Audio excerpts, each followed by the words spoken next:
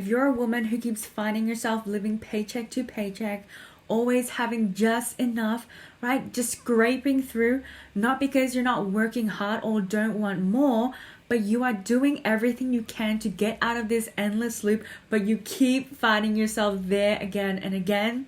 Today in this video, I want to share some daily micro decisions that a lot of women are repeating, but don't realize that is what is keeping them from up leveling their finances, right? And being able to attract and hold more money. And these micro decisions I'm going to share are actually rooted in scarcity.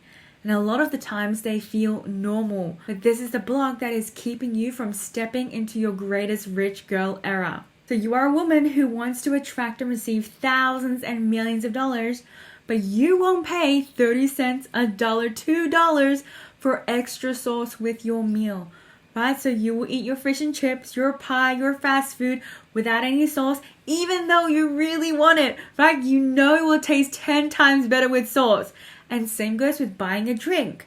You will eat your meal, but you are so freaking thirsty, right? Your mouth is dry, but you will not spend a few more cents or a few more dollars to thoroughly enjoy your meal. So how can you expect to become a millionaire when you have this mindset around cents, around a few extra dollars? You are training your brain to believe that you cannot afford pleasure, right? You cannot afford choice. That even the smallest form of pleasure is too much for you, right? That wanting more is unnecessary. This is poverty programming, and this is what keeps people stuck. And wealthy people, they don't think that way. They expect their desires to be met. They expect their desires to always be fulfilled.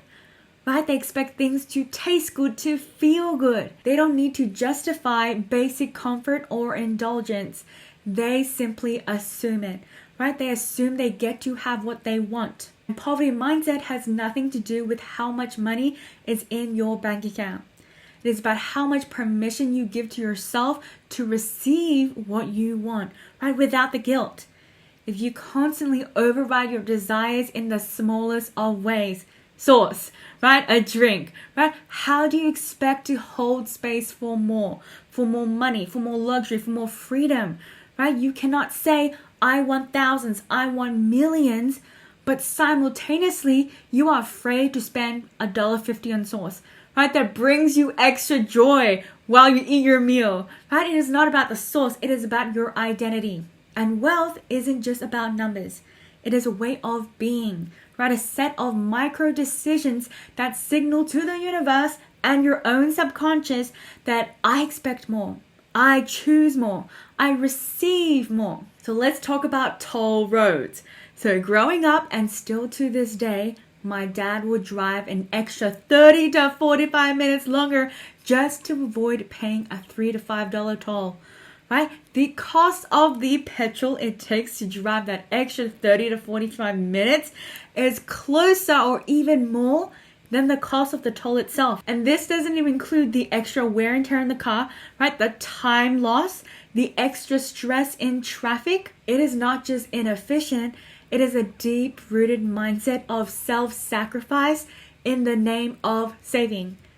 But what are you really saving, ladies? Right, you are saving pennies at the expense of your time, your energy, and your peace. And that is not wealth. That is still in survival mode. And this behavior may look harmless to a lot of people, but it sends a loud and clear signal, again, back to your subconscious, my time is not valuable. My peace isn't worth paying for. I would rather suffer than spend. And that is textbook poverty programming. And again, wealthy people do not think like this. Millionaires buy back their time. They pay for their peace. They pay for efficiency. They pay for ease because their self-concept is rooted in value.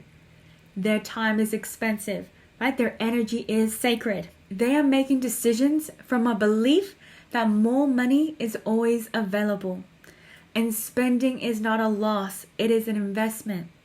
And when you choose inconvenience just to save money, you are choosing to remain at the frequency of just enough, right? You are choosing effort over ease, struggle over support, and scarcity over sufficiency. So let's talk about KFC. So growing up, we would always only buy the big shared family value meal, even if I or anyone else in the family wanted something different. I always wanted my own boxed meal, right? With a zinger burger, popcorn chicken, chicken strips, chips, the bread roll, coleslaw, mashed potato and gravy, my own individual meal. And I never really liked just eating the drumsticks or the chicken thighs, right? That didn't taste good to me. Like, it didn't faze me at all. But my dad only liked ordering a giant bucket with just the chicken and the chips and maybe some coleslaw on the side. But I wanted the burger. I wanted the box meal. But he would only always get the family pack because it was better value, right? Even if it meant compromising what each person actually wanted. To my dad, it looks like a smart financial decision, right? But it was a subtle message to everyone in the family that our individual desires don't matter. It wasn't because we couldn't afford it. We could, right? That your satisfaction is not important. It is more important to save $10 to $30 than to honor your preferences and thoroughly enjoy your meal. And that may seem like a harmless everyday thing, but energetically, it is huge. You are teaching your subconscious that settling is normal, that it is better to sacrifice what you really want just to get a good deal. Again, to save a couple of dollars. That exact mindset will leak into everything. Especially if you are a coach, you are a content creator, or you are an entrepreneur. You will start underpricing your offers because you want to be affordable. You package your programs in a way that aren't aligned because you think that is what will sell. And wealthy people, they don't eat what's the cheapest. They eat what they want. They buy what is aligned. They choose quality, design, preference, and what they are craving over what is good value. Because they know when you honor what you actually want, even in small ways like a takeaway meal, you enforce a powerful identity. I am worthy. My needs matter. I'm wildly provided for. So another memory that I have growing up was that our family was in Malaysia. We were having a huge family gathering at a restaurant, and I remember there was a bunch of different yummy dishes on the swiveling Susan. There were stir fry, there were meat, there was seafood, super flavorful dishes, right? Loads of sauce in each dish. And I looked at my mom and I asked her, is there rice coming? Because if you don't know, and if you are new to Asian food, it is usually really salty and very saucy. And you usually eat these dishes with rice or with noodles. Like, you can't eat a beef stir fry without rice. To an Asian, it's just weird. Like, if you just ate curry by itself without any rice, without any naan bread, without any roti, and it doesn't taste good because it's unbalanced. It is so salty. It is so heavy. It needs bread, noodles, rice to balance out the flavors. And then my mom whispered to me, and she tried to not make it obvious, but insinuating that her relative didn't want to order rice because they wanted to save money. And I remember thinking, what the heck? What the actual fudge? Because from the meals and the dishes that they ordered, it would be a couple $100s. But they didn't want to order rice, and I just did not get it. And so many people from extended family also wanted rice and was confused, where is the rice? And at the time, I think I was in my mid or late teens, and I remember thinking that I do not freaking care if I have to pay rice for everyone, but you literally cannot eat the dishes without rice because it's so salty. And even at my age at the time, I was thinking, how frugal could you be that you would spend all this money on these yummy as fuck dishes, but you won't spend money on rice? And in the end, they did order rice because everyone kept asking if rice was coming. And the family member hosting the event finally gave in. And do you see how having this poverty mindset, it not only affects your ability to build a rich life, to thoroughly enjoy your life, but it will affect everyone around you, right? Your entire lineage, your extended family.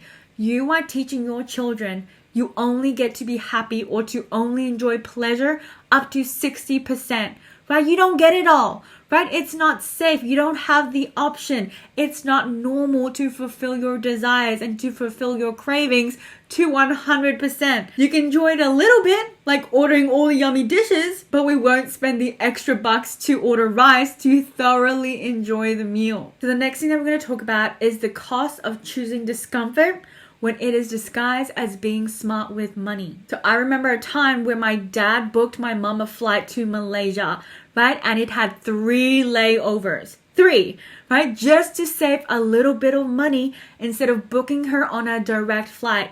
Again, it wasn't because we couldn't afford it. And what should have been an 8 to 9 hour journey turned into a 32-hour long and exhausting journey for my mom. Right? Long layovers. And I remember her texting the family group chat that she had a 6-hour layover, 7-hour layover here and there. And she had such immense airport fatigue. Dragging her luggage across terminals. No rest. And my mom does so much for the family. Right? She's your typical Asian mom that cooks, that cleans, worries about everyone else, puts everyone above herself. I remember getting so angry at my dad because he put her through so much exhaustion. Like, I would have paid the difference. I would have upgraded her seat. And to my dad, it seemed illogical, right? Why pay more when there is a cheaper option? It's a subconscious belief that comfort is something you earn only after you have made it, right? That ease is a luxury, and that enduring suffering is somehow noble or financially responsible. And again, it is not that he could not afford it. He could. It is not noble. It is not loving.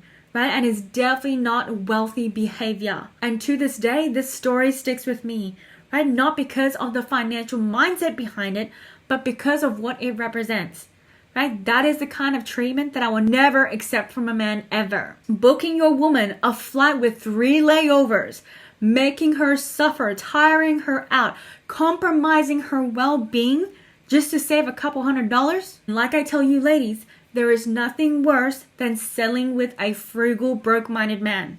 They will destroy you in every single way. Right? Your femininity? Gone.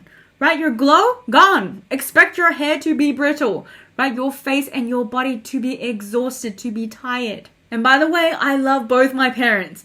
Right? But from seeing all of this growing up and witnessing all of this, it broke my heart immensely. From this contrast is why I do what I do today. And throughout my 20s and since then, I have made immense effort to spoil my mom. I've been taking her out to the best of the best places. Fine dining Japanese, bought her luxury perfume, bought her upgraded plane tickets, taking her places and experiences that she has never had before. And I'm constantly giving back to both of them, right? So they can start enjoying more of life and shifting their mindset with money and abundance. And with my parents, we have come a long way, right? I got my parents addicted to ordering only bougie sparkling water whenever we eat out.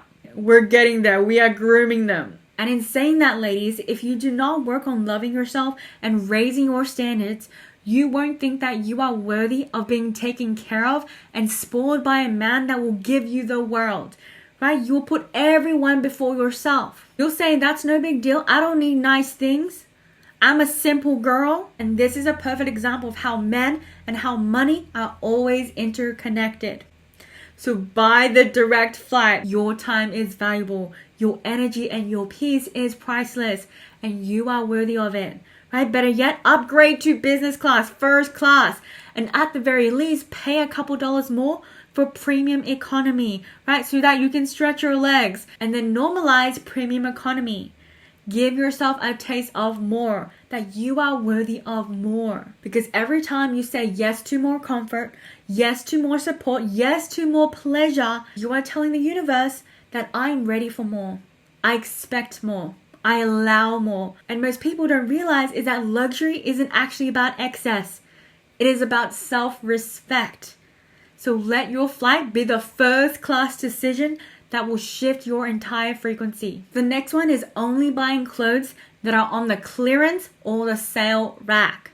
If your default is to go straight to the back of the store, the sales rack, the clearance bin, right, the final markdown section, you might think that you are just being smart with money, but what you are really doing is reinforcing a subconscious identity that is saying that I only get what is left over. I can only afford what is on sale. You are training your nervous system to associate value with lack. You are subconsciously affirming, I can't afford what I actually want, so I will settle for what is available. And yes, of course, there is nothing wrong with finding a good deal, but when that becomes your identity, when you won't even look at the new season rack, you won't even try it on, right? A full price dress that you actually love, you are energetically saying, I do not belong here, that I can't afford full price items. And that energy will leak into everything. You start pricing your offers like it's clearance. You start accepting relationships that feel like someone's second option. You stop asking for what you truly desire because you've convinced yourself that something is better than nothing. You are not a clearance woman. You are not a final sale. Right? You are not someone who was born to settle. You were born to choose. Right? To walk into a store and ask yourself, what do I actually want? Try on luxury. To let your body feel elevated, adored, magnetic. Because every time you allow yourself to choose what you actually want, even if it's a stretch to you, even if it feels uncomfortable, you are rewiring a story that's been passed down for generations of, I only get what's left. I can only afford on-sale items, right? I can't afford to want more. So next time you walk into a store, I challenge you ladies, browse the full price section and try on the dress and let your body remember that I am worthy of having what I truly want. So I'm going to give you ladies another example of the illusion of saving. My dad would always buy those cheap knockoff phone chargers, right? Usually from eBay or some cheap dollar store.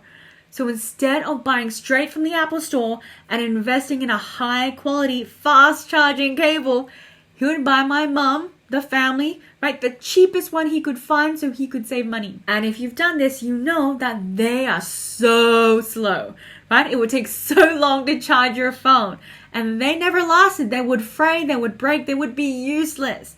And every time one broke, he would go out and buy another cheap one over and over again, right? Thinking he was saving money. But if you actually add it all up, he probably spent more over time than if he just bought a $30 Apple charger that would have lasted for years. So I'm sharing with you ladies a lot of memories from my childhood and how I was raised. Despite my parents' mindset around money, their own money stories, their own money trauma, I made the decision and I chose to rewire my own to end the generation loop of poverty. I was going to be the first multi-millionaire 8-figure entrepreneur in the whole family lineage. And in order to do this, I knew I needed to change the story.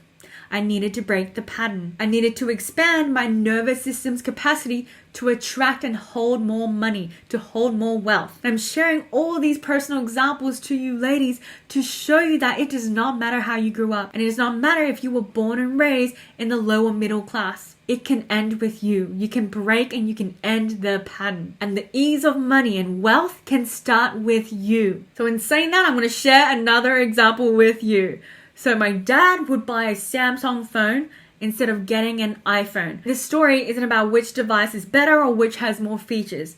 It is the fact that my mom wanted the new iPhone. And if the only reason you buy an Android because it's cheaper, but deep down you want an iPhone, you are again reinforcing a belief that says, I can't afford what I really want. So my dad bought my mom a Samsung. And if you don't know, trying to teach older people how to use technology, it is an experience. So instead of buying the phone that my mom wanted, the new iPhone, which she has been using an iPhone for years and years and years, her entire life, right? He got her a Samsung. And guess what happened? They spent days arguing while my dad tried to learn how to use the Samsung phone because he uses an iPhone too, right? Trying to teach my mom how to use it. And at the time, he bought it on a plan. And guess how much the difference was on the plan between an iPhone and a Samsung? $5 per month difference. $5 per month difference. This is what I mean, ladies. Do you see the cost of making decisions like this? Instead of getting the phone my mom really wanted and would make her really happy, right? And she's used to it. She's been using it her whole life, right? He would rather save $5 per month and spend days of frustration calling customer service, spend hours trying to figure out how to navigate and how to get used to a Samsung phone, right? Going to the Samsung service center in person to ask for help because he couldn't figure it out, right? How much time, how much effort, how much energy have you used trying to save? $5 per month. So the next time you catch yourself reaching for the cheaper option, I want you ladies to pause and ask yourself, do I actually want this? Or am I settling because I'm scared I can't have what I truly desire? Right? Think about the time, the energy, the satisfaction and fulfillment cost, right? And the subconscious messaging you are telling yourself. Instead, ladies, I want you to affirm the belief that the more choices I make that serves my highest self and is adding immense value to my life, right? Providing joy, peace, convenience, fun, I attract more back tenfold, right? The more I invest in myself, I get wildly supported back. I am always provided for. So the next thing is the poverty mindset that lives inside your body, right? Especially around food. So we have been taught to finish everything on our plate, to eat past our fullness, right? To stuff ourselves at the buffet, especially with the most expensive items, right? So we feel that we got our money's worth. But what you may not realize is that every time you override your body's signals, right? Every time you force yourself to eat just because you paid for it, you are reinforcing scarcity in your nervous system. You are telling your body, this might be the last good meal for a while, right? I need to consume all of it now. There might not be more later, right? It's not safe to leave anything behind. That's not just about food, right? That's generational scarcity.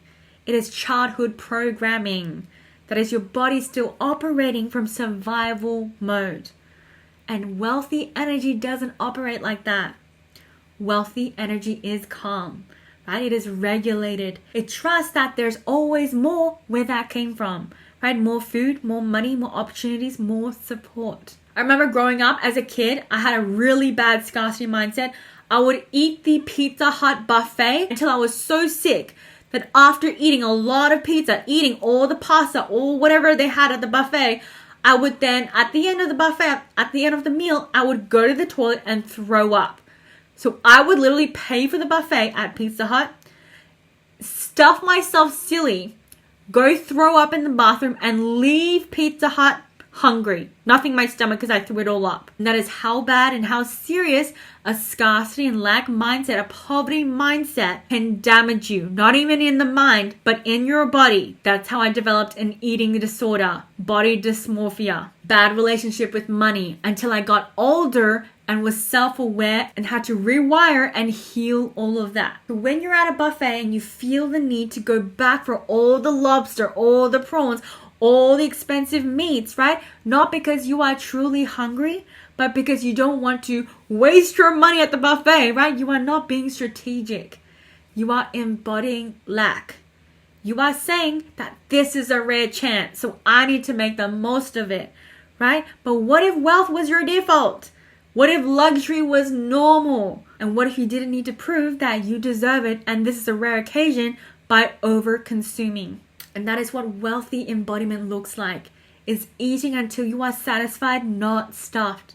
It's allowing food to go unfinished without guilt.